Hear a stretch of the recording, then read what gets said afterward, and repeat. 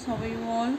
I hope you are very well at your home. As you know, I am your assistant teacher and this is your course book, our past second textbook in history for class 7, and this is a NCERT book. So students, we will continue this our first chapter. Our first chapter name is Tracing Changes Through a Thousand Years. Now this is our topic, historians and their sources. Historians used different types of source to learn about the past depending upon the period of their study and nature of their investigations. Last year, for example, you read about the rules of Gupta dynasty and Harshvardhan. In this book, we will read about the following 1000 years of from roughly 700 to 1750. अब हम इसमें इतिहासकार और उनके स्रोतों के बारे में पढ़ेंगे। इस पहले आपने अपनी क्लास में, पिछली क्लास में आपने गुप्ता डायनेस्टी और हर्षवर्धन के बारे में पढ़ा था ना, जो 1000 साल पहले की बात थी। अब हम इसमें भी वही पढ़ेंगे। You will notice some continuity is source used to historian for a study of this period.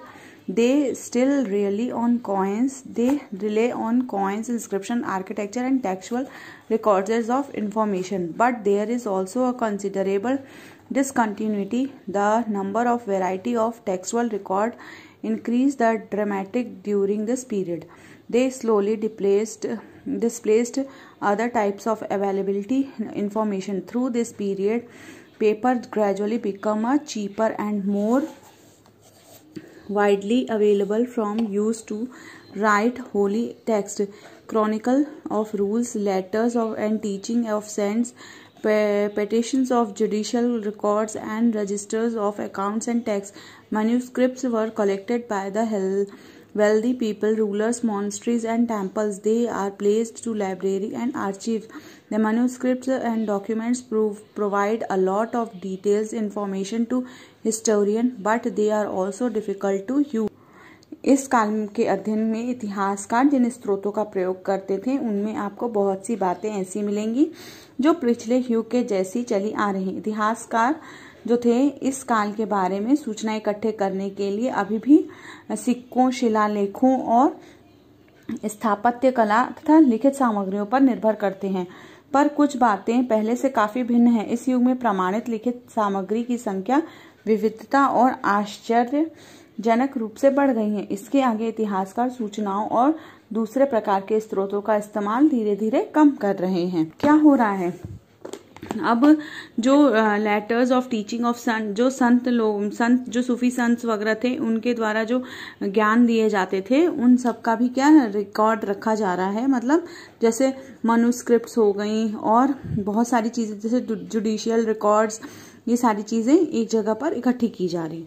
There were no printing press, पहले प्रिंटिंग प्रेस नहीं होती थी। In those days subscribe copies manuscript by hand. उस time जो manuscript थी वो हाथों से लिखी जाती थी। If you have ever copied friend homework, you would know that this is not a simple example. Sometimes you can not read your friends hand writing and force to guess what is writing. कभी कभी यही होता है ना कि जैसे आप school नहीं गए और आपके फ्रेंड की आपने नोटबुक ले आई और आपको अपने फ्रेंड की राइटिंग समझ में नहीं आ रही, तो आप गेस करने लगते हो ना कि उसने कौन सा वर्ड लिखा है. As a result, there are small but significant difference in your copy to your friend work. Manuscripts copying is somewhat similar as subscribe the copies manuscript. They also introduce the small changes the word here, the sentences there. These small differences grow over centuries and copy until manuscripts of same text become substantially different from one another. This is serious problem because we rarely find the original manuscripts of author today. We are totally dependent upon the copies made up of letters subscribed. As a result, historians have to read different manuscripts, various of the same text, guess what the author had originally written. Yes, now students, जैसे पहले क्या होता था, पांडुलिपि होती थी और मतलब पांडुलिपियाँ चलती थी, मनुस्क्रिप्ट्स चलती थी। तो पांडुलिपि बनाने में भी कुछ ऐसा ही होता था। प्रतिलिपियाँ बनाते हुए लिपिक जो था, जो लिखता था, वो छोटे मोटे क्या करता था, फेर बदल कर देता था, कुछ वर्ड्स का इधर से उधर कर देता था। कहीं कहीं कोई शब्द इसके चलते कहीं कहीं क्या होता था, कोई शब्द कोई वाक्य जो था वो अलग अलग हो जाते थे। लेकिन फिर धीरे धीरे क्या हुआ, ये प्रतिलिपियां बनती गई और लास्ट में एक मूल ग्रंथ की तरह भिन्न भिन्न प्रतिलिपियां एक दूसरे से अलग हो गई। इससे गंभीर समस्या, फिर इससे क्या हुआ, इससे गंभीर समस्या उत्पन्न हुई, क्योंकि आज जो लेखक की मूल प्रतिलिपियां या पांडुलिपियां हैं शायद ही कहीं मिलती होंगी। हमें बाद में लेखकों द्वारा बनाए गए प्रतिलिपियों पर पूरी तरह से निर्भर रहना पड़ता है। इसलिए इस बात का अंदाजा लगाने के लिए मूलतः लेखक ने क्या लिखा था, इतिहासकारों को एक ही ग्रंथ में विभिन्न प्रतिलिपियों का क्या करना पड़ता है, अध्ययन करना पड़ता है। On the occasion, author received their chronicle at the different types of 14th century chronicle. Ziauddin Burhani, who wrote the chronicle first, the 1356 and other various 2 years later. अब जो जियाउद्दीन बुरहानी थे, उन्होंने क्रॉनिकली जो ये लैंग्वेज थी उसको 1356 में लिखा था। The two differ from each other. Historians did know about the existence of first version until 1960. It remains lost in a large library collection. New social and political group. अब क्या है new social and political group, अब इसके बारे में पढ़ते हैं। नया सामाजिक और राजनीतिक group. The study of 1000 years between 700 to 1750, a huge challenge historian larger because of these scale variety developments and occurred the period. At the different moment in the period, a new technology made appearance, like the Persian wheel is irrigation. Now the spinning wheel is weaving. Now the spinning wheel is weaving, and framer in combat. New foods and beverage arrived the subcontinent: potatoes, corn, chilies, tea, coffee. Remember that all these inventions, new technologies and crops come along with people who brought other ideas with them, and well, as result the period of economic, political, social and cultural challenge. You will learn about some of these changes of chapter 5, 6 and 7. तो अब क्या हुआ, अब धीरे धीरे जो था, अब new social and political group क्या हो गए, चेंजेस होने लगे। उसमें क्या हो गया, व्हील से इरिगेशन होने लगा। स्पिनिंग व्हील मतलब लुक एट द पिक्चर, ये देखो ये व्हील है, व्हील किस तरह से इरिगेशन कर रहा है ना, किस तरीके से एग्रीकल्चर फील्ड में व्हील का भी यूज कर रहे हैं। उससे न्यू फूड्स, बेवरेज, ये सारी चीजें बन रही हैं, जैसे पोटैटोज, कॉर्न, चिलीज, ये सारी चीजें का क्या हो रहा है, इनका इरिगेट मतलब क्रॉप्स उगाए जा रहे हैं ना, इन सभी चीजों का उत्पादन हो रहा है। This was not a period of great mobility. Group of people traveled long distance in the search of opportunity. The subcontinent has immense wealth and the possibilities for people crave a fortune.